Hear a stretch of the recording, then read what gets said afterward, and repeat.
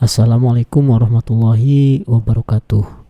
Balik lagi di Idola Netusa Channel. Kali ini kita akan mencoba simulasi TKA. Ini kalian bisa akses di Kemdikbud, yaitu cari aja di Google simulasi TKA. Nanti akan muncul ya. Oke, langsung aja kita mulai ya untuk mengerjakan tesnya.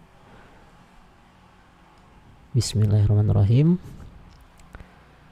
Soal pertama, Ani membeli 2 pulpen, dan 2 pensil di sebuah toko alat tulis. Harga satuan pulpen adalah 12.000 dan harga satuan pensil adalah 8.000. Kebetulan toko tersebut sedang memberikan promo hemat berempat dengan ketentuan sebagai berikut. Setiap pembelian 4 barang boleh campur akan mendapat potongan harga sebesar harga satu barang termurah yang dibeli. Oke, kita langsung aja. Ani membeli 2 pulpen dan 2 pensil ya.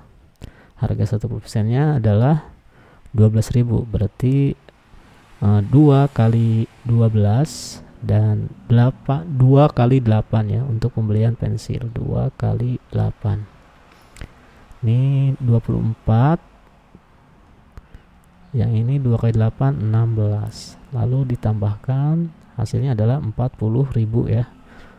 Karena ada promo, yaitu dikurangi dengan harga yang termurah ya, harga barang termurah. Di sini kan 8.000, berarti dikurangi 8 jadinya 32.000.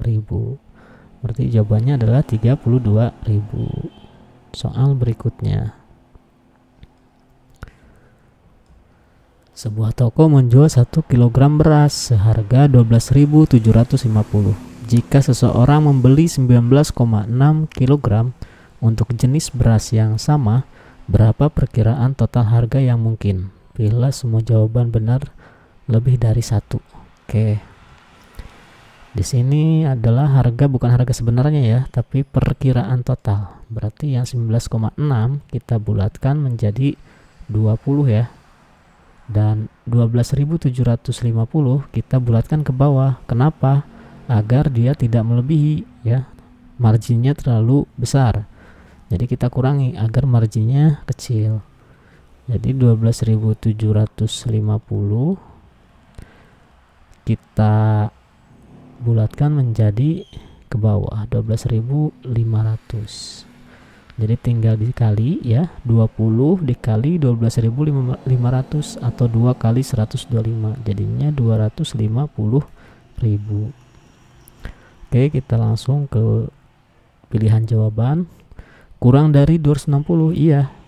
Lebih besar dari 240.000, iya. Dapat diperkirakan dengan 20 kali 12.500, iya. Mendekati 230, salah ya kalau yang ini. Oke, next. Terdapat 3 bilangan yang dinyatakan dengan 33 pangkat 2 dikurangi 3 pangkat 2. 8 pangkat 2 ditambah 296 dan 36 kali 35. Oke, bilangan apa saja yang merupakan faktor persekutuan ketiga bilangan tersebut? Pilihlah jawaban yang benar. Oke, untuk menemukan faktor persekutuan kita harus operasikan dulu nih yang ini. Kebetulan yang di sini angkanya gampang ya. Kalau nggak gampang, misalkan agak sulit angka-angkanya, kalian boleh menggunakan A plus B dikali A negatif B. A-nya yang mana? A-nya yang 33 dan B-nya yang 3. Ini kalau angkanya sulit.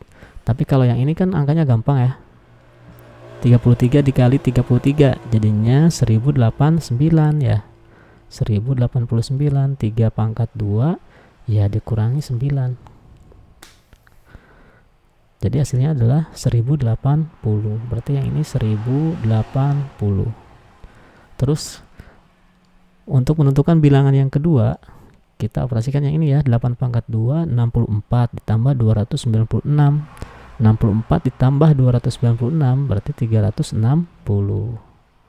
360. 36 kali 35. 36 kali 35. 36 kali 35. 30. 18 bawah 1. 3 kali 39 ya. Jadi 1260. Ini untuk bilangan yang ketiga. Nah, setelah ditentukan ya, atau kita menemukan hasil dari bilangan ketiga operasi tadi, nah langkah selanjutnya adalah kita mencari faktor persekutuannya ya. Mencari faktor persekutuannya dengan cara pohon faktor. Yang ini 1080 dibagi 2 jadinya 540. 540 masih bisa dibagi 2 ya. Bagi 2.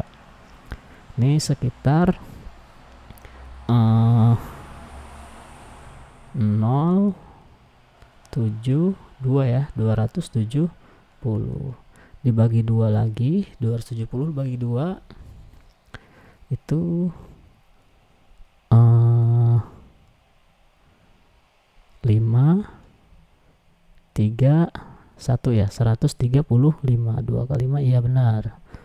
Nah, ini nggak bisa dibagi 2 tapi harus dibagi 3 ya. 135 dibagi 3 45.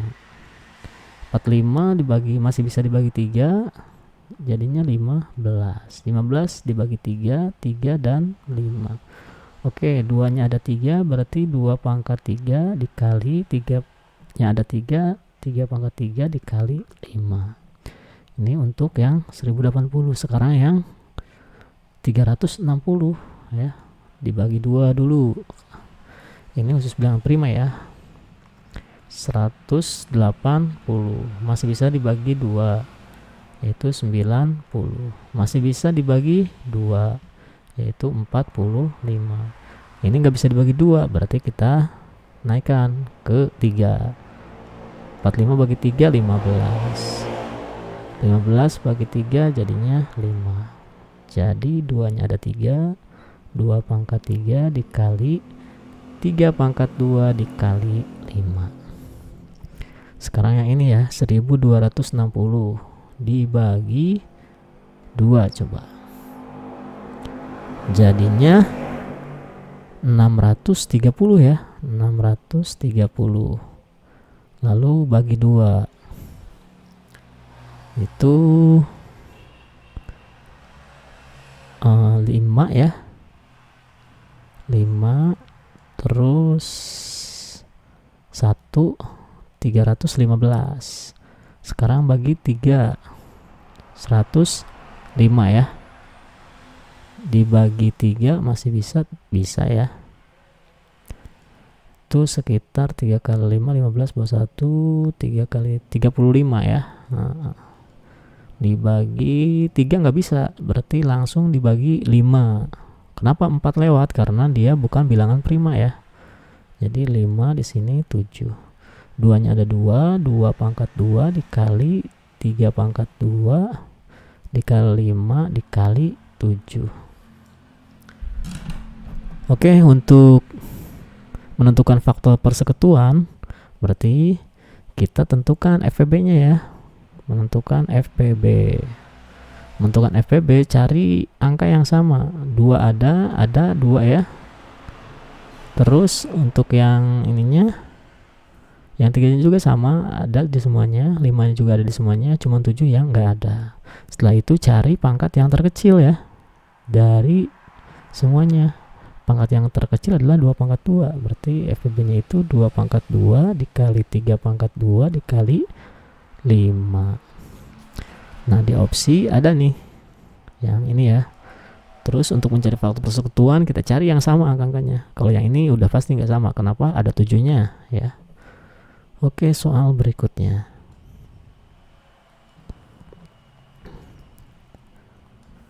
Untuk membuat larutan disinfektan atau larutan pembasmi kuman dibutuhkan cairan A dan B dengan perbandingan A banding B sama dengan 3 banding 5. Jika tersedia 2,5 liter cairan B, maka volume maksimum larutan yang dapat dibuat adalah, berarti ini penjumlahan ya, karena ditanya volume maksimum. Nanti bisa kita buatkan agar lebih mudah kayak gini nih. A, B, garis ya, karena jumlah total berarti A ditambah B. A-nya 3, B-nya 5, berarti 3 tambah 5, 8. Coret sini ya, buat garis. Jika tersedia 2,5 liter cairan B, berarti di sini ya 2,5. 5 kali berapa supaya menghasilkan 2,5? Dikali 0,5 ya. Udah jelas pasti yang ini juga dikali 0,5. 8 kali 0,5 ya 4,0 ya, atau 4 liter. Udah gitu doang. Selanjutnya,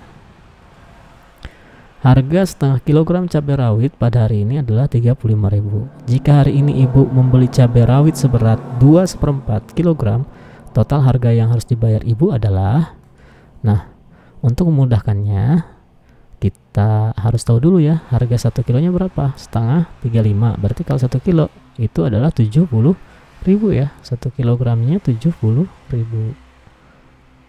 Untuk menghitungnya ini 2 dulu nih, 2 kali 70.000. Kalau 2 kilo berarti 140.000 ya. Tinggal yang nyari yang seperempat. Seperempat itu sebetulnya adalah setengah dari 35.000. Setengah dari 35.000 berapa? 17.500. Itu harga seperempatnya. 17.500. Tinggal ditambah ya. 5, 7, 5, 157.500 yang ini ya. Next. Nah, tips untuk soal yang kayak gini, ini bacanya jangan dibaca semuanya ya, dan bacalah di dalam hati secara cepat. Kita awalnya aja yang baca. Proyek renovasi suatu gedung sekolah harus diselesaikan paling lambat dalam waktu 60 hari sesuai dengan kontrak kerja yang telah disepakati bersama. Oke, cukup. Habis itu kita perhatikan dalam gambar. Ini tidak ada informasi, hanya 60 hari. Terus kita baca lagi.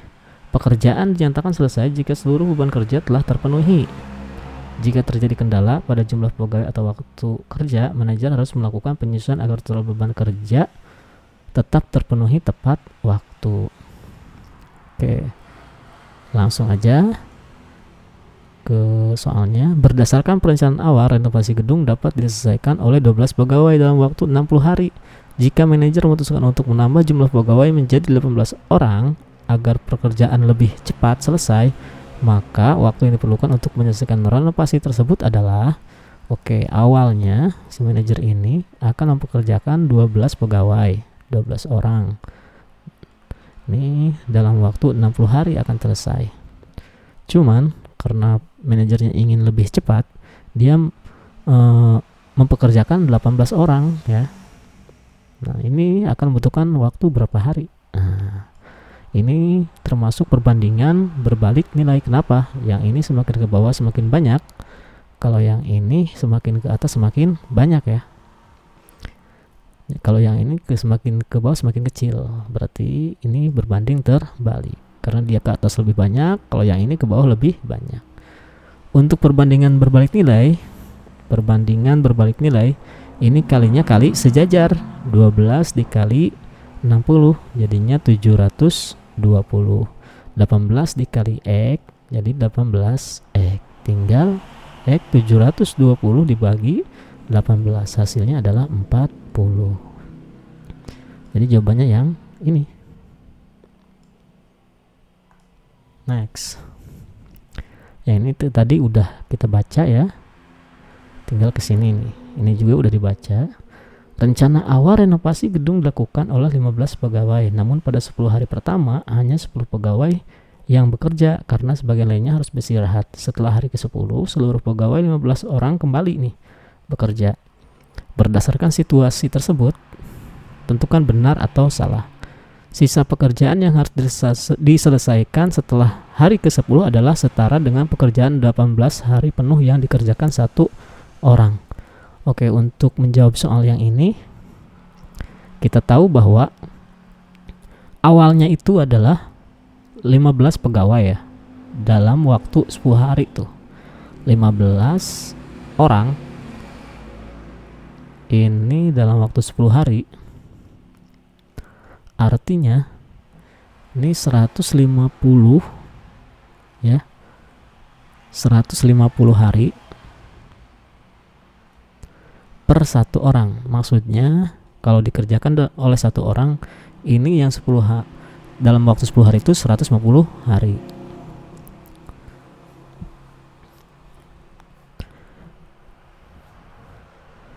Ternyata pada kenyataannya ini hanya 10 orang ya.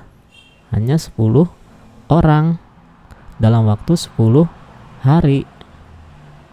Jadinya 100 hari per 1 orang. Kalau dikerjakan oleh 1 orang ya. Sedangkan waktu keseluruhan itu kalau kita hitung tidak ada pekerja yang beristirahat ya, 15 orang dalam waktu 60 hari itu total beban kerjanya adalah 6 kali 15 900 hari ya, 900 hari kalau dikerjakan oleh 1 orang. Nah, sisa pekerjaan yang harus diselesaikan setelah hari ke-10 adalah setara dengan pekerjaan 800 hari penuh yang dikerjakan 1 orang. Tadi kan 10 orang, berarti kan 100 ya. 900 dikurangi 100. Ini sisanya nih. Jadi 800 hari kalau dikerjakan oleh 1 orang. Nah, berarti yang benar ini ya. Yang ini benar. Selama 10 hari pertama, proyek mengalami ketertinggalan jadwal yang setara dengan hasil kerja 5 orang selama 10 hari. Benar ya? Kenapa? Dari sini nih. Awalnya kan 15 orang, ternyata yang kerja 10 orang. 15 dikali 10 kan 150. 10 kalau 10 dikali 10 100 hari ya. Tinggal dikurangi nih, 150 dikurangi 100. Jadinya 50 hari. 50 hari. 50 hari itu kalau dikalikan nih 5 orang gitu ya. Dikali 10 hari kan 50 hari. Benar berarti yang ini. Agar inovasi tetap selesai tepat waktu, manajer cukup mempekerjakan kembali 15 pegawai semula. Yang ini salah ya. Kenapa? Karena dia kekurangan waktu selama 50 hari. Oke. Hanya seperti itu ya. Kita lanjut ke soal berikutnya. Ini gak usah dibaca, langsung baca ke sininya ya. Rencana awal renovasi gedung diproyeksikan untuk 20 pegawai. Namun setelah pekerjaan berjalan 24 hari, pekerjaan berhenti total selama 12 hari. Libur ya, karena kendala cuaca. Manajer proyek melakukan analisis untuk menentukan langkah penyesuaian jumlah pegawai. Oke, kita langsung aja ke pernyataannya. Sisa waktu efektif yang tersedia untuk menyelesaikan seluruh sisa pekerjaan adalah 24 hari. Untuk memudahkan kita buat garis timelinenya dulu ya. Ini ke sini. Ini misalkan 60 hari nih. Oke. 24 hari pertama ini ya. 24 hari pertama ini dikerjakan oleh 20 orang. Ini bawahnya 24 hari. Karena cuaca buruk, ini libur selama 12 hari. Ini libur nih 12 hari. Terus habis itu sisanya 24 tambah 12 kan 36. Berarti sisanya hanya 24 lagi di sini ya. 24 hari efektif. Nih. Sisa waktu pekerjaan ada 24 hari ya, benar. Ini 24 hari di sini ya. Beban kerja yang masih tersisa setara dengan hasil kerja 20 orang selama 60 hari. Masih tersisa ini ya. Nih, hasil sisanya katanya 20 orang selama 60 hari. Iya benar ya. Terus manajer proyek harus menyiapkan total 30 pegawai agar proyek selesai tepat waktu. Nah, untuk menghitung yang ini dijumlahkan dulu nih harinya. 12 hari tambah 24 kan 36 hari ya. 36 hari bukan harga. Hari ini dikerjakan oleh 20 orang ya. Ini yang sebenarnya seharusnya. Cuman karena ada libur tadi ya. Jadi karena libur 12 hari tersisa 24 hari. Jadi harus ada tambahan berapa orang agar waktunya itu tepat. Berapa orang? Ini perbandingan berbalik nilai kali searah. 36 kali 20 atau 36 kali 2 aja. Itu hasilnya adalah 720 ya. Dibagi oleh 24. Jadinya 30 ya. Jadi benar yang ini. Manajer proyek cukup menambah 5 orang. Ini salah. Soal berikutnya. Oke, soal yang kayak gini, ini baca awalnya aja. Habis itu fokus ke gambar, karena di gambar banyak informasi. Kegiatan donor adalah salah satu bentuk aksi kemanusiaan yang sangat bermanfaat untuk diri sendiri dan orang lain. Oke, kita lanjut ke sini ya. Ada 5 alur. Kalian harus buat bulat-bulat ya. 1, 2, 3, 4, 5. Yang nomor 1 itu adalah pengisian formulir atau pendaftaran. Oke, regis berarti. Terus yang kedua pengecekan. Cek berapa menit tuh. Yang pertama regis 5 menit. Yang kedua cek kesehatan 10 menit.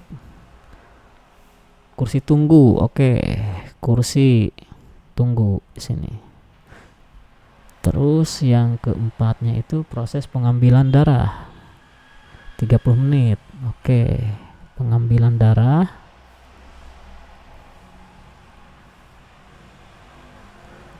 30 menit di sini. Terus pemulihan 30 menit juga.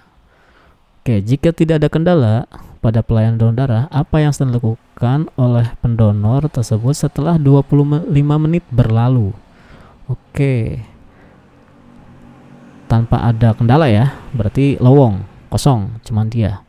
5 tambah 10, 15. Tanpa harus menunggu ke kursi tunggu, langsung ke sini ya. Berarti dia berada di posisinya proses pengambilan darah di sini nih. Oke, next. Selanjutnya, pada suatu waktu, kita langsung aja ya. Kita fokusnya ke sini nih. Karena kita sudah mendapatkan ini. Berarti kita ke kasusnya. Pada suatu waktu Yuda baru saja sampai di posko PMI melakukan donor darah. Baru berarti Yuda baru regis nih. Yuda ada di sini ya. Yuda baru regis. Diketahui bahwa Rama dan Fajar juga berada di posko PMI tersebut. Rama sedang menunggu antrian untuk proses pengambilan darah. Oke, berarti Rama berada di kursi tunggu ya, si Rama. Terus sedangkan Fajar sedang proses pengambilan darah sejak 16 menit yang lalu. Berarti Fajar berada di sini nih, di ruang pengambilan darah. Fajar sekira 16 menit yang lalu. 16 menit dia sudah di sini. Oke, kita langsung ke pernyataan. Yuda sempat bertemu Rama di kursi tunggu. Berarti waktu tunggu Yuda di sini itu 14 menit ya. Karena sisanya dari Fajar nih. Fajar 14 menit lagi dia selesai. Jadi 14, sedangkan Yuda ini kalau ke sini itu membutuhkan waktu 15 menit. 5 tambah 10 ya, 15. Berarti sempat ketemu itu ya, sempat bertemu. Ketika Rama berdiri dari kursi, Yuda datang ke ruang tunggu. Oke, berarti ini benar. Ketika Yuda proses pengambilan darah, Fajar telah pulang terlebih dahulu. Oke, apakah benar Fajar itu pas si Yuda masuk ke kursi tunggu ya, ini si Fajar sudah masuk ke pemulihan, ke tahap pemulihan. Rentangnya 16 menit tadi itu ya. Jadi 16 menit. Jadi membutuhkan waktu 14 menit. Jadi bisa dikatakan ketika Yuda di kursi tunggu, si Fajar sudah pulang dulu ya. Jadi tidak harus ke pengambilan darah. Berarti ini salah. Yang ketiga, Yuda menunggu di kursi tunggu selama 30 menit.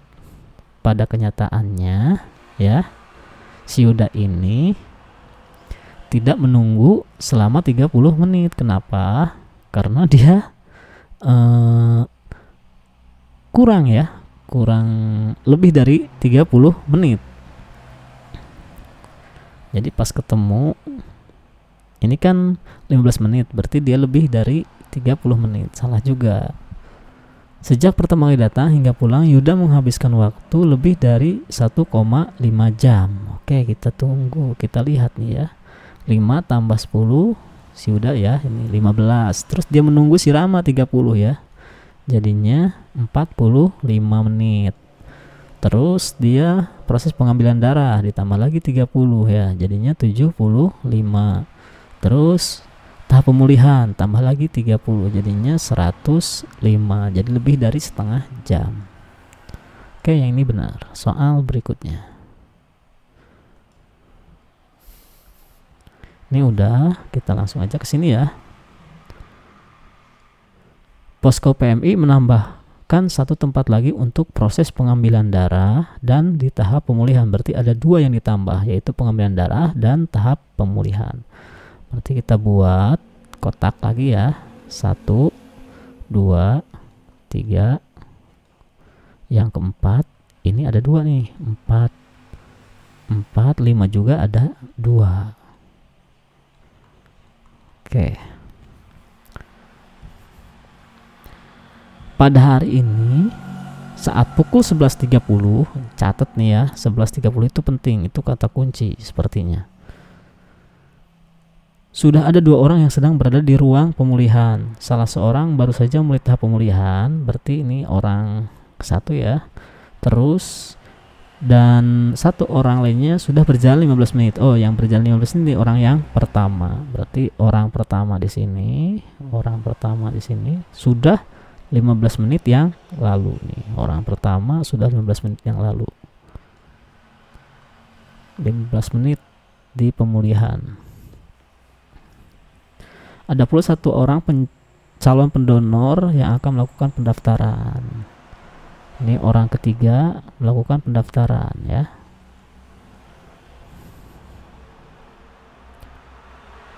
Terus 1 orang akan melakukan pemeriksaan kesehatan. Oke, ini orang keempat di sini. 1 orang di kursi tunggu. Oke, di sini orang kelima. 2 orang sedang proses pengambilan darah. Ini orang ke-6. Di sini orang ke-7. Oke, langsung ke sini. Posko PMI mulai didatangi calon pendonor sejak pukul 10.30. Kita lihat patokannya ke orang pertama ya. Karena 10.30 ini di keterangan pada hari ini saat pukul 11.30 terlihat sudah ada 2 orang yang sedang berada di ruang pemulihan. Nah, 1 orangnya itu sudah di ruang pemulihan selama 15 menit. Berarti orang pertama ini masuk ke ruang pemulihan itu sekitar 11.15 ya. Terus dia masuk ke pengecekan darah itu tinggal dikurangi setengah jam ya. Jadinya 10.45 dikurangi dengan registrasi tadi. Registrasi dengan pengecekan kan 15 menit, berarti dikurangi 15 menit. Jadinya 10.30. Benar ya. Oke. Ada kemungkinan terdapat 3 orang di ruang tunggu. Ini salah ya. Karena hanya ada 1 di sini. Oke, yang ini salah. Pada pukul 11 belum ada pendonor yang memasuki tahap pemulihan. Jelas ya, karena orang pertama ini masuk ke ruang pemulihan jam 11.15. Benar berarti pernyataan yang ini. Oke. Kita lanjut ke soal berikutnya.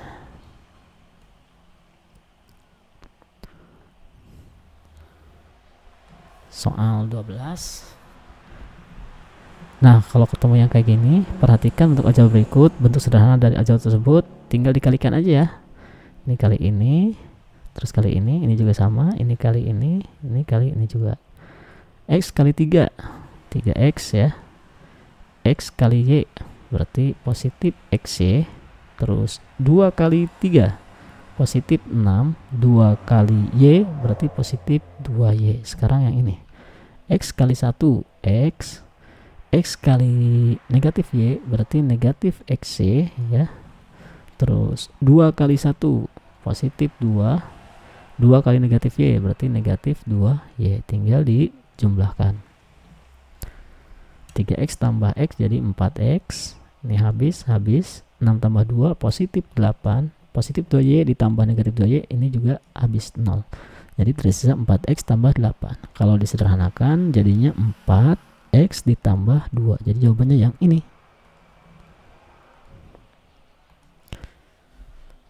Lanjut. Sebuah jasa pengantaran barang mengenakan biaya sebagai berikut. Biaya tetap pemesanan sebesar 12.000, biaya pengantaran 4.000 per kilometer. Seorang pelanggan memiliki anggaran tidak lebih dari 40.000 ya. Jadi jangan sampai lebih dari 40.000.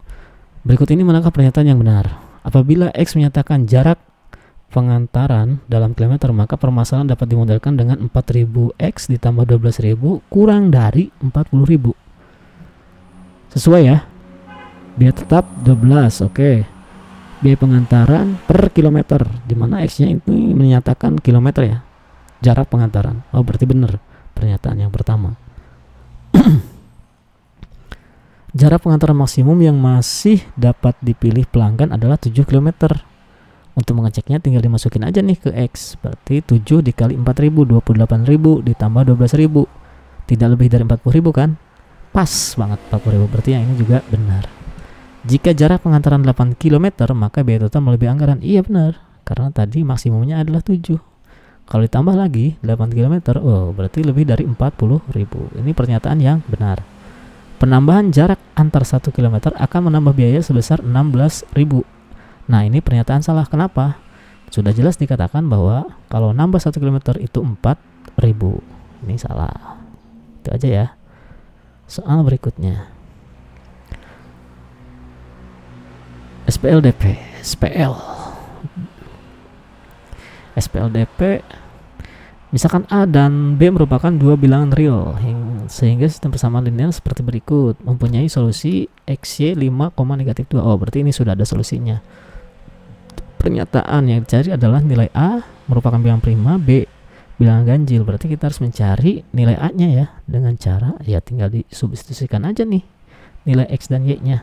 Berarti 2 kali 5 ditambah A dikali negatif 2 sama dengan 4. Jadinya 10 negatif 2 sama dengan 4.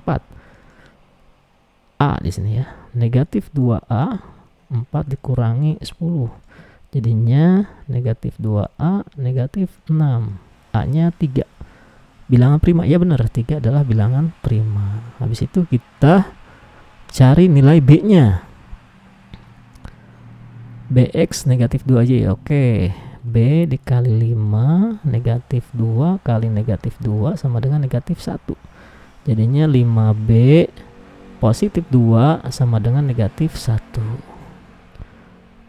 4 ya, sorry. Negatif 4. 5B 4 pindah ke sebelah kanan jadinya negatif 1, negatif 4. 5B sama dengan negatif 5. Jadinya B sama dengan negatif 1. Oke, bilangan ganjil juga. 10A ditambah B sama dengan 31. Nih, kalau kita masukin ke sini 10 kali 3, A-nya kan 30 ditambah B-nya negatif 1, berarti kan negatif. 30 dikurangi 1 itu 29. Jadi tidak sama dengan 31. Jadi ini salah. Lanjut. Sebuah pabrik memproduksi batang logam fungsinya 5x tambah 10, menyatakan berat total kilogram untuk x batang logam. Jika pabrik produksi 7 batang logam, berapa total berat logam yang dihasilkan? Ini tinggal disubstitusikan aja ke fungsi ini ya. F7 sama dengan 5 kali 7 ditambah 10. Jadi 35 ditambah 10 ya 45. Yang ini.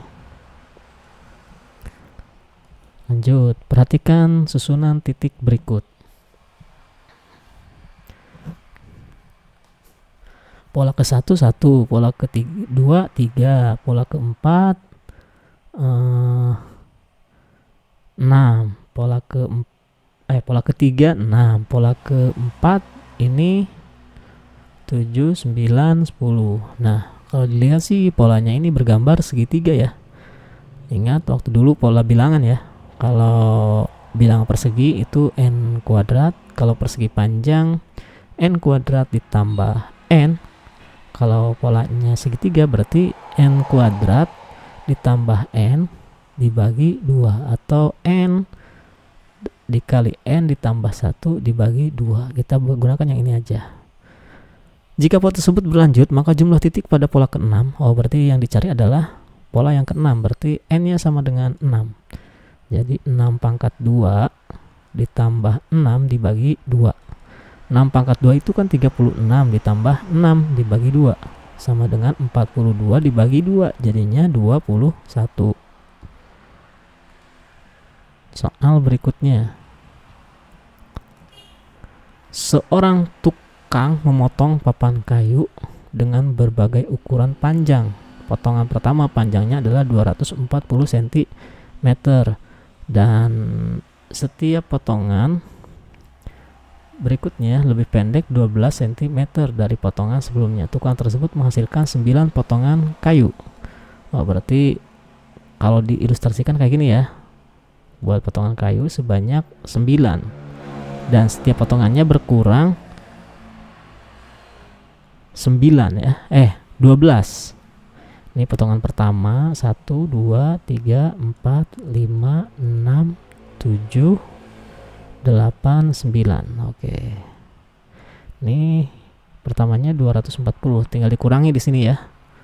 Nah, ada cara lebih cepatnya yaitu dengan menggunakan aritmatika nih.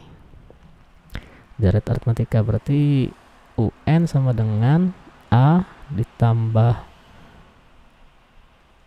N dikurangi 1 dikali B ya. Bedanya berapa? Di sini bilangan yang pertamanya 240 ya.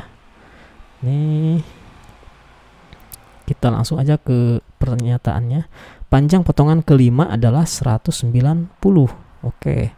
Ini ditanyakan suku kelima, berarti n-nya 5. N-nya 5 berarti U 5 sama dengan A-nya 240 ditambah N-nya 5 dikurangi 1 dikali bedanya adalah negatif 12 ya, dikurangi 12. Jadi 5 kurangi 1 4 ya. 4 kali negatif 12 48. Jadi 240 dikurangi 48. Tinggal dikurangi nih. 240 dikurangi 48. 2. Jadi 13 dikurangi 4 9 ya. 192 harusnya. Yang ini salah. Panjang potongan terakhir adalah 144. Yang ini katanya 144. Bener nggak potongan terakhir? Boleh dimasukin ke yang ini ya. Jadi potongan terakhir berarti suku ke 9. 9 dikurangi 1 8. Bedanya adalah 12, negatif 12. Jadi 8 kali 12 9 negatif 96. Jadi 240 dikurangi 96 4 ya. Terus 13 kurangi 9 4 144 benar yang juga. Selisih panjang antara potongan kedua dan potongan ke-8 adalah 72. Nah, kalau yang ini kan tinggal dikurangi aja, ini 240 ya, dikurangi 12. 240 dikurangi 12. Ini potongan yang kedua nih, 8. Sini ada 3 ya.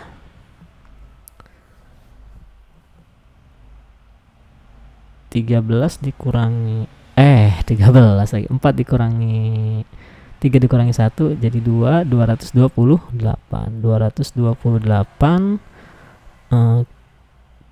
kata dikurangi dengan potongan ke 8 katanya. Berarti yang ini nih 144 ditambah 12 aja ya. Berarti tinggal 156 ya di sini.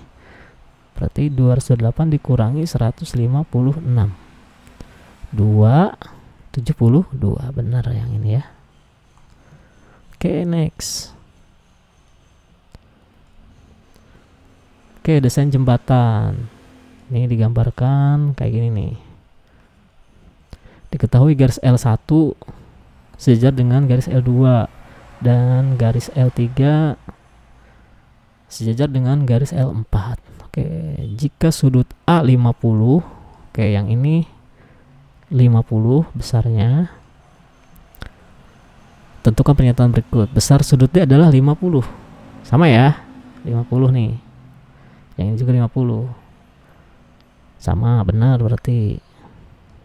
Besar sudut C dapat ditentukan dengan menggunakan aturan sudut berpelurus, yaitu sebesar 50. Wah, kalau yang ini salah kayaknya ya. Yang ini sama 50. Yang namanya sudut berpelurus berarti kan 50. Untuk mencari C tinggal sisanya ke 180. 50 tambah berapa supaya menjadi 180? Berarti kan 130. Yang C itu harusnya 130. Yang ini salah.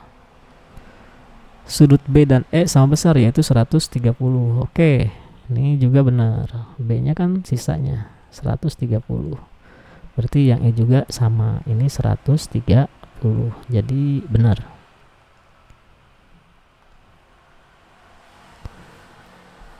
Perhatikan gambar berikut. Ini gambar segitiga. Tentukan benar atau salah. Segitiga ABD dan segitiga CAD saling sebangun. Jelas ya? Ini kalau digambarkan kayak gini, gambar yang sedang ya. Ini A-nya di sini, terus D-nya di sini, B-nya di sini. Terus gambar segitiga yang kecil di sini. Oke, bentuknya sama, ukurannya berbeda, berarti itu adalah sebangun. A, D, C. Kalau bentuk ukurannya sama berarti itu kongruen. Panjang sisi BC adalah 15 cm. Nah, untuk yang ini kita menggunakan perbandingan segitiga. Sebetulnya dari gambar ini ada 3 nih. Yang pertama segitiga BDA yang ini ya. Terus segitiga yang kecil ADC dan segitiga yang besar dengan sisi miring BC. Nanti Bapak gambarkan lagi gambar segitiga yang besar. Ini A, C, di sini B. AB 12 cm. Karena kita menentukan BC nih ya. Terus DB ini 9,6. Terus AB ini kan 12 cm. Berarti di sini 12. Oke, kita tinggal mencari panjang BC ini berapa dengan menggunakan perbandingan sisi miring dengan sisi tegaknya. Berarti kalau Bapak tuliskan seperti ini nih. AB ya. AB yang kecil, AB dibanding dengan BC, sisi miring yang besar, sama dengan DB ya. DB atau BD juga boleh dibandingkan dengan AB juga nih. AB, habis itu kali silang AB kali AB, AB kuadrat ya, sama dengan BC dikali DB, BC kali DB atau BD lah boleh. AB itu 12 nih ya, AB 12 berarti 12 pangkat 2, 12 pangkat 2, BC nya kita belum tahu berapa, terus DB nya itu adalah 9,6. 12 pangkat 2 144 sama dengan BC dikali 9,6. Untuk mencari BC berarti tinggal dibagi aja, 144 dibagi 9,6, hasilnya adalah 15 ya. Benar, yang ini benar, yang ini benar. Panjang AC adalah 10 cm. AC ini 10 cm katanya. Coba, tadi panjang PC udah diketahui 15, kita bisa menggunakan teorema Pythagoras ya. AC kuadrat sama dengan 15 pangkat 2 dikurangi 12 pangkat 2, 225 dikurangi 144. Ini 144 di sini. 181. Harusnya panjang AC adalah 9 ya. Di sini 10, berarti salah. Soal berikutnya. Wah, ini agak lumayan nih. Sebuah taman ya. Jari-jarinya 3,5, panjangnya 20, lebarnya 14. Oke. Persegi panjang dan lingkaran. Tentukan benar atau salah setiap pernyataan berikut tentang luas area kolam dan area yang ditanami rumput. Oke, selisih antara luas taman dan luas kolam lebih dari 240 meter persegi. Oh, berarti kita cari ini ya, cari luasnya dulu. Luas persegi panjang 2 kali 14, 20 ya, nolnya jangan kita bawa. 2 kali 14 itu 28, berarti 280 meter persegi ya. Atau Bapak tulisin aja deh. Luasnya panjang kali lebar, luas taman dulu nih. Sama dengan 14 kali 20, jadinya 280 meter persegi. Sekarang yang lingkaran itu kan rumusnya VR kuadrat ya, untuk mencari luas lingkaran. Berarti 22 per 7, jari-jarinya itu 3,5, berarti 3,5 dikali 3,5. 3,5 dibagi 7 itu adalah 0,5 ya. Nih, coret 0,5. 0,5 dikali 22. 0,5 kali 22. 5 kali 2 10, bawah 1, 5 kali 2 10, 11. 0 kali 0 0, 0. Jadi 11 ya, 0 atau 11. 11 dikali 3,5. 11 dikali 3,5. 5 kali 1 5, 5 kali 1 5, 3 kali 1 3, 3 kali 1 3. Oke, 5 8 3, komanya ada 1, berarti 38,5. Luas lingkaran itu sama dengan 38,5. Sekarang tinggal dikurangi karena ditanya selisih. 0, 0 kurangi 5 nggak bisa, berarti 5 di sini ada 9, 9 kurangi 8 itu 1 ya. Di sini ada 7, ini 4. Terus 241,5. Jadi selisihnya adalah 241,5. Jawabannya selisih antara luas taman dan luas kolam lebih dari 240. Ya benar, kan 241,5 lebih dari 240. Jika diameter kolam ditambah 1 meter, luas kolam bertambah lebih dari 7 meter. Ya jelas ya. Ini aja 7 meter ya. Ini kan ukurannya diameternya 7 meter. Kenapa ini jari-jarinya 3,5? Kalau ditambah menjadi 8, berarti kan dia jari-jarinya 4 ya. 8 aja 7 aja luasnya udah 38, apalagi kalau 4, berarti kan lebih dari 7 meter ya. Ini benar. Luas daerah yang ditanami rumput kurang dari 240. Jelas-jelas ini tadi kita udah ketahui ini.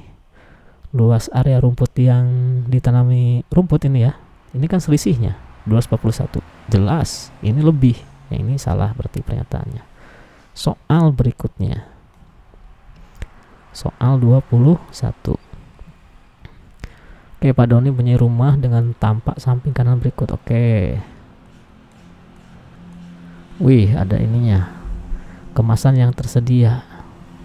Pak Doni ingin membeli cat dengan merek yang sama supaya sisa cat yang dibeli paling sedikit. Cat merek apakah yang sebaiknya dipilih? Wah, berarti kita disuruh menghitung luas area luas ini ya. Oke, ada 3 bangun di sini. Ada 3 bangun datar. Yang pertama persegi panjang yang ini ya. Terus persegi panjang yang kedua dan segitiga. Oke, kita cari dulu luasnya yang ini. Luas yang itu panjangnya 10, lebarnya 2, berarti 20 meter persegi. Yang ini ke sini, berarti ini ke sini 4 dikurangi 10 kurangi 4 6, berarti ini. 6 dikali 4 ya, panjang kali tinggi berarti 24. Sekarang kita tinggal hitung yang segitiga persegi. Ini 6 tingginya, sisanya itu 4 berarti ini 4. Jadi 6 kali 4 24 ya. 24 dibagi dengan 2, setengah alas ya. Setengah dikali alas kali tinggi. Jadi dibagi 2, 12. Berarti yang ini luasnya 12 meter persegi. Tinggal ditambahin 12 ditambah 24 ditambah 20. Jadinya 56 meter persegi. Oke, kita tinggal masuk ke bawah. Kita ingetin ya, 56 meter persegi. Merek cat yang pertama 56 dibagi 7 dapatnya 8 kg nanti sisanya. Berarti kita harus beli yang 5 enggak mungkin, nanti kita harus beli 2, berarti yang beli yang 10 kg. Jadi sisanya nanti 2 kilo ya. Kebanyakan nih. Yang 8 berarti 56 dibagi 8. Ini sisanya nanti 7 kg. Berarti kita beli yang ini ya, sebanyak 4. Jadi sisanya 1 kg. Kalau yang ini kebanyakan, nanti sisanya 3. Buluk.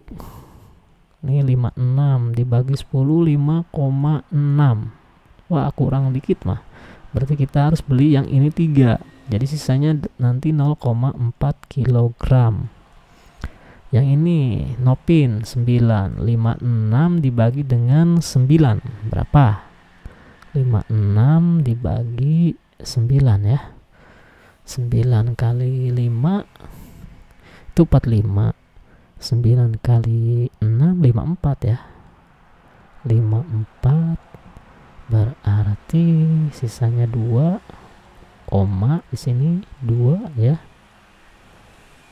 6,2 nih, 6,22 nih. Nanti sisanya 6,22. Jadi beli yang ini 2 ya, yang ininya 1. Jadi dia 7 dikurangi 6, 7 dikurangi 7,0 dikurangi 6,2, jadinya sekitar 0,8. Berarti yang paling sedikit itu buluk ini ya. Oke, soal berikutnya. Sebuah usaha rumahan akan mengemas produk makanan menggunakan kemasan berbentuk prisma segitiga. Yang ini. Karton tersedia untuk produksi hari itu memiliki ukuran 50 kali 100. Banyaknya kemasan maksimum yang dapat dibuat. Dibuat tanpa memotong ya, saling terhubung ini. Berarti saling terhubung itu berarti ini sama nih. Kita harus cari ukurannya ke sini berapa, ke sini berapa. Nih, karena saling terhubung. Oke, ini 6, ini 8, berarti tinggal dicari nih dengan menggunakan teorema Pitagoras. Ini sisi miring, berarti di sini 10 ya. 6 pangkat 2 ditambah 8 pangkat 2, jadinya 36 tambah 64 sama dengan 100. Akar dari 110 ya, benar. Berarti tinggal tambahin 8 tambah 6 14 tambah 10 24. Ini 24 cm. Tinggal mencari tingginya. Kita gunakan perbandingan segitiga ya. Segitiga yang besar dengan segitiga yang kecil. Oke. Segitiga yang besar itu ukurannya alasnya 6, ini 8, ini 10. Sedangkan yang kecil kita mencari tingginya ini X, terus yang sisi miringnya 6. Oke, kita tinggal bandingkan.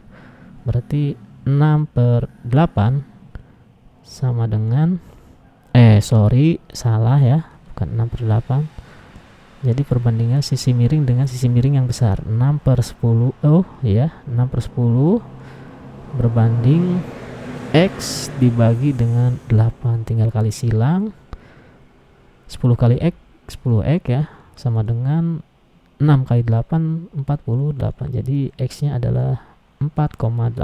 Berarti tingginya 4,8 yang ini.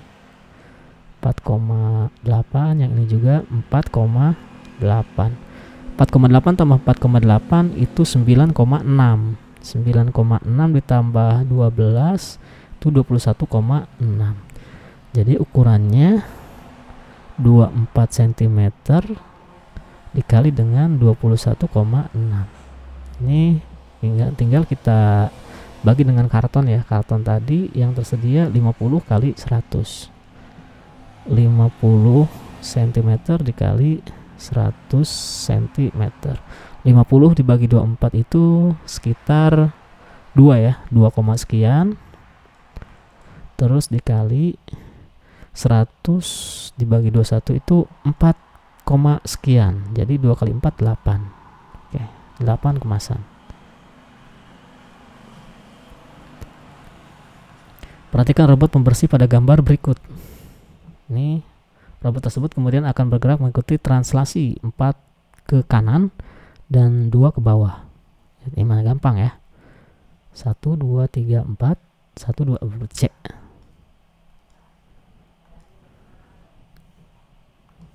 Yang ini transformasi tunggal paling tepat untuk mengubah segitiga ABC menjadi segitiga A aksen, B aksen, C aksen. Ini kalau translasi ini gak mungkin ya. Yang A nya memang benar, tapi yang B nya nih yang salah. Gak mungkin. Refleksi terhadap garis Y sama dengan X ini juga gak mungkin. Rotasi berlawanan arah jarum jam. Oke. Awalnya X Y menjadi negatif X Y ya. Bener nih untuk yang rotasi 90 derajat. Ini kan kalau ada sebuah titik X, Y dirotasikan sejauh 90 derajat berlawanan arah jarum jam, maka A aksennya itu adalah Y, negatif X ya. Ini benar. Jadi jawaban yang benar adalah C yang ini. Yang ini salah. Refleksi terhadap sumber Y jelas. Oke. Dalam pembangunan sebuah monumen peringatan, kontraktor menggunakan bata ringan berbentuk balok. Oke, untuk menyusun bagian dalam monumen. Setiap bata ringan, ukuran bata ringan ini 60 cm kali 20 dikali 10. Oke, berarti kita disuruh menghitung berapa jumlah minimal bata ringan yang diperlukan untuk membangun monumen tersebut. Kita harus menghitung volumenya. Ini ada 2 bangun, volume balok dan volume limas. Volume balok itu panjang kali lebar kali tinggi ya. Nih 6 kali 6 kali 5. Volume balok dulu dihitung. Volume balok tinggal kali aja. 6 kali 6 36. 36 kali 5. 5 kali 6 kosong buat 3. 180. Berarti volume baloknya 180 meter kubik. Sekarang yang volume limas. Volume limas itu 1/3 dikali luas alas kali tinggi. 1/3 luas alasnya kan berupa persegi, sisi kali sisi. Berarti 6 kali 6 36. Tingginya 3. Oke, ini coret tersisa 36. Berarti volume limasnya adalah 36 meter kubik. Tinggal ditambahkan ya. 180 tambah 36.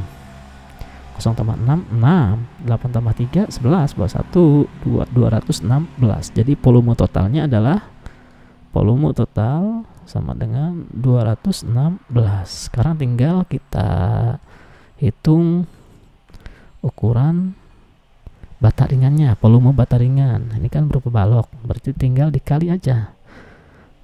Nolnya gak usah dibawa ya. Nanti ditambahin. 6 kali 2 12 kali 1 jadi 12. Nolnya ada 3 berarti 12.000. Jadi volume batanya itu adalah 12.000. Ini beda satuannya ya. Yang ini meter, yang ini sentimeter. Kita rubah dulu ke meter. Jadinya dibagi 1000 jadi 216 dibagi 0,012. Nah, ini sulit. Berarti semua ruas dikalikan dengan 1000 ya. Ini kali 1000 jadinya 216.000. Yang ini 0,012 jadi 12. Yang ini nggak usah dibawa, sini aja taruh. Sekarang tinggal yang ini 216 dibagi 12. Oke, 216 dibagi 12 1 ya, 1 kali 12 12 kurangi 6 21 1 kurangi 2 nggak bisa, jadinya 11 11 kurangi 2 itu 9. Di sini ada 1 kurangi 1 0, berarti tersisa 96. 12 kali berapa supaya menjadi 96? Kali 8 ya, berarti 18.000. Jawabannya adalah B. Soal berikutnya, nah kalau ada soal yang kayak gini kita langsung lihat ke sini ya. Oke, pernyataan yang tepat tentang informasi pada diagram batang tersebut adalah, langsung aja, jumlah buku yang dipinjam setiap hari selalu meningkat. Kenyataannya bukan meningkat ya, tapi bergerak di parabola nih, naik turun. Jumlah pinjaman buku pada Kamis lebih sedikit daripada Selasa. Kenyataannya Kamis yang lebih banyak daripada hari Selasa. Selisih jumlah pinjaman buku antara Senin dan Jumat lebih dari 10 buku. Senin dan Jumat. Jelas-jelas kalau 10 itu di sini ya, berarti kurang. Hari dengan jumlah pinjaman buku terbanyak adalah hari Rabu. Ya benar kalau yang ini. Oke, soal berikutnya. Sebuah koperasi sekolah ingin mengevaluasi penjualan alat tulis selama 5 bulan terakhir. Oke. Ini presentasinya. Ingat, di sini udah bulan Mei, berarti yang akan fokusnya udah pasti nih di sini soal bulan Mei. Karena ini grafik pie-nya menunjukkan bulan Mei. Langsung aja ke pernyataannya agar lebih cepat. Peningkatan jumlah pengunjung paling signifikan paling besar terjadi pada periode bulan April ke Mei. Oke, kita cek. Dari Januari ke Februari ini bedanya 140 ke bulan Maret ini 10. Yang ini turun jadinya 15, dari 135 ke 60 berarti 25. Jelas ya, April ke Mei merupakan periode yang paling besar. Oke. Jika setiap pengunjung di bulan Mei membeli satu alat tulis di bulan Mei ini pengunjungnya ada 160 ya. Maka jumlah pulpen yang terjual adalah 64 buah. Oke, tadi kita sudah mendapatkan informasi 160 pengunjungnya, terus 40%-nya membeli pulpen. Tinggal 40 dibagi 100 dikali 160.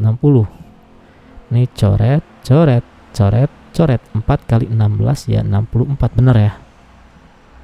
Oke. Berdasarkan tren pada diagram garis, jumlah pengunjung koperasi selalu mengalami kenaikan secara konsisten setiap bulannya.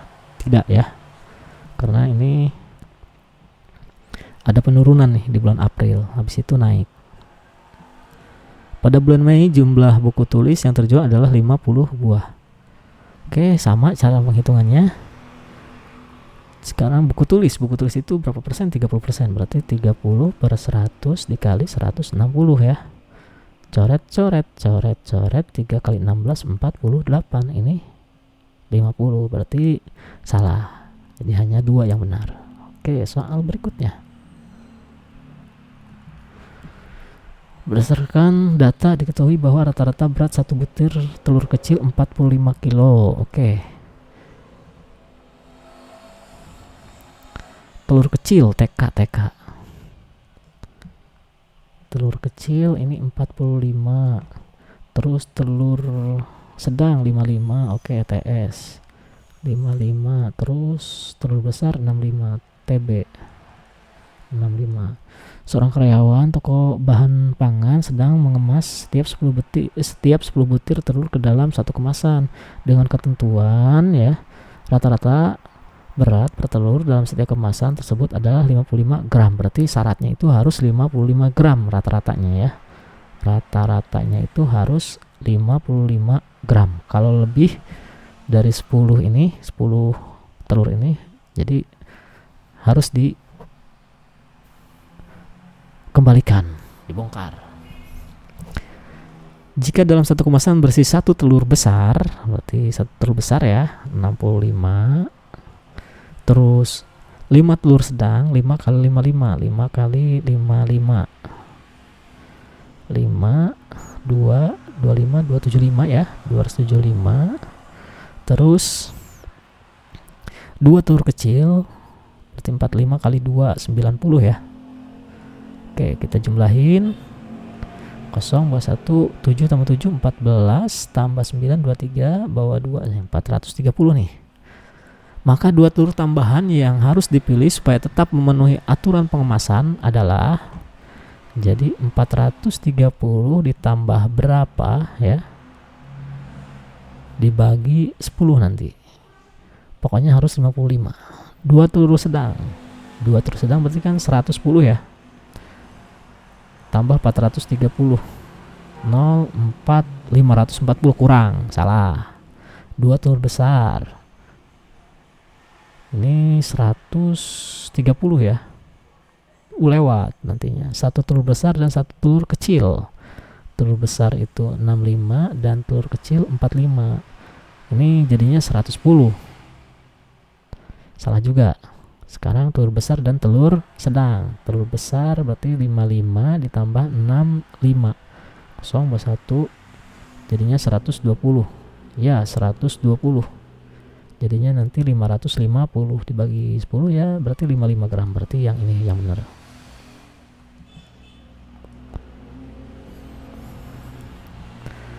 Untuk menjaga dan meningkatkan kualitas produk, tim bagian quality control memeriksa kualitas lampu yang diproduksi pada suatu waktu. Berdasarkan pemeriksaan yang dilakukan, diperoleh data sebagai berikut ya.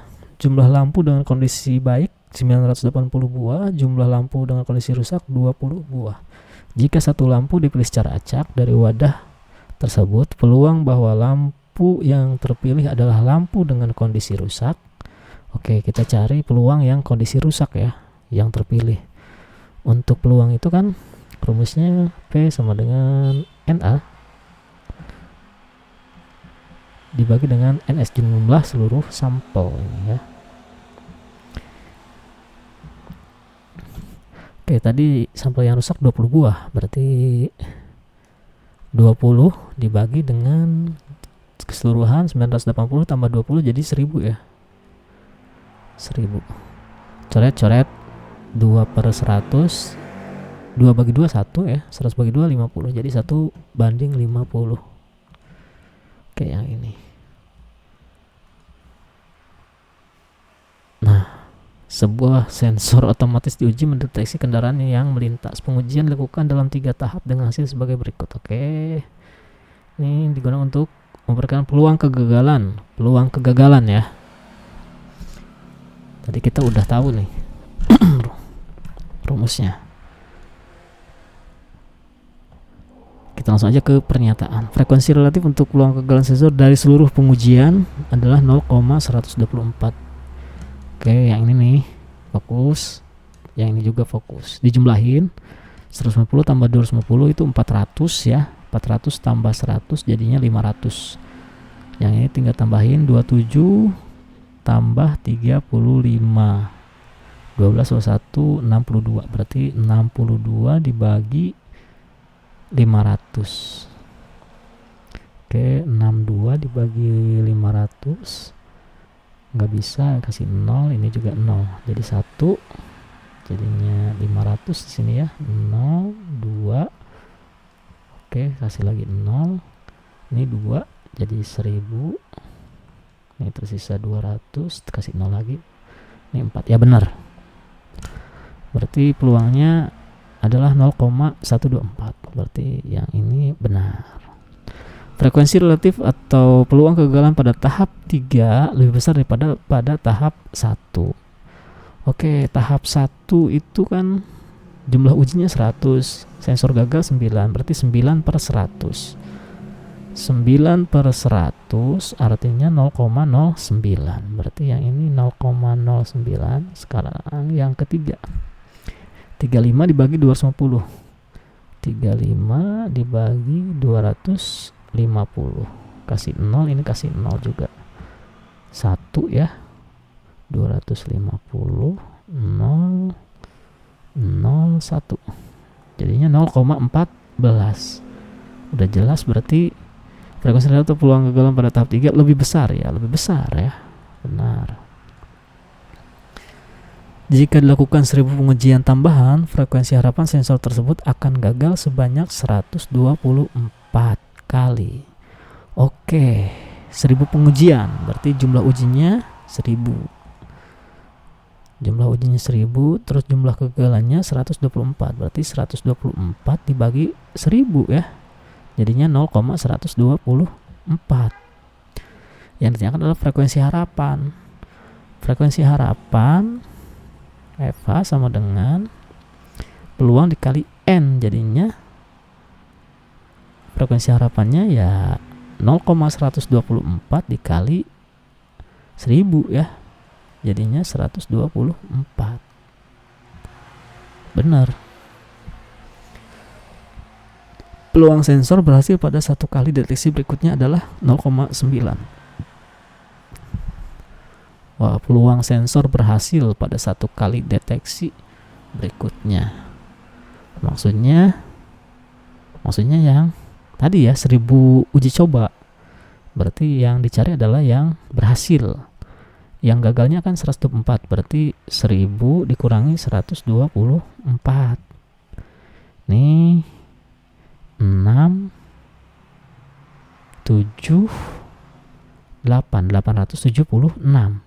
876 dibagi dengan 1000 ya. 876 dibagi 1000 ya 0,876 ya harusnya. Berarti ini salah. Cukup. Next. Oh, ini selesai ya. Oke, kita cek lagi, takutnya ada yang kelewat. Oke, nggak ada. Oke, tips bagi kalian ya, kalau mengerjakan jangan dibaca terlalu lama, langsung aja kalian fokus. Bacanya itu tidak kayak bapak ya, tapi bacanya dalam hati. Nah, soal-soal yang kayak gini ini gampang, bisa langsung dikerjain ya. Yang ini juga sama. Kalau tipe-tipe kayak gini soalnya. Terus, nah yang hati-hati itu tipe yang kayak gini nih. Jangan kelamaan membaca, langsung aja ya, fokus. Fokus pada gambar. Yang awal itu cukup awalnya saja yang dibaca. Langsung ke informasi yang kedua. Kita lihat informasinya ada di mana. Ada di sini atau di sini. Kalau nggak ada di sini, langsung aja ke sini lompat.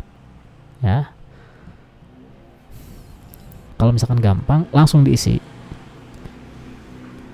Kalau tipe pernyataan yang kayak gini, tipe soal pernyataan ya, boleh kalian isi satu ya, isi satu dulu, nanti lewat, nanti belakangan kalau masih ada sisa waktu yang ada, nanti kalian balik lagi ke sini ya, jangan ditandai ragu-ragu, pilih aja satu ya.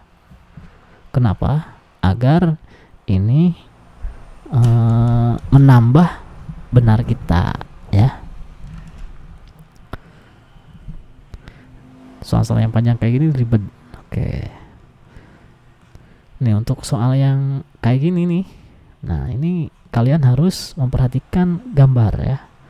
Catat informasi yang ada di dalam gambar ke dalam buku kalian atau kekotretan ya. Habis itu simulasikan, bikin kotak-kotak kayak gitu ya, biar kalian paham. Jadi nggak usah lihat-lihat gambar lagi. Ini kan capek, apalagi di dalam komputer. Belum tentu nanti tayangannya seperti ini, bisa jadi dia lebih besar ya. Itu kan membuang-buang waktu gitu ya. Kalau misalkan ragu-ragu, klik aja ragu-ragu ya. Nanti dia tandai soalnya kuning di sini. Terus apa lagi ya? Usahakan jangan banyak bengong. Karena waktu kalian 75 menit itu cukup cepat. Jadi satu soalnya itu kira-kira 2 menit 5 detik tuh ya. Kalian harus selesai. Kalau lebih dari itu lewat. Karena udah pasti kalian tidak akan keburu dalam menjawab soalnya. Ini waktunya mepet, ngepas banget. Oke, mungkin hanya itu tips dari Bapak. Untuk penjelasannya nanti kita di kelas. Assalamualaikum warahmatullahi wabarakatuh.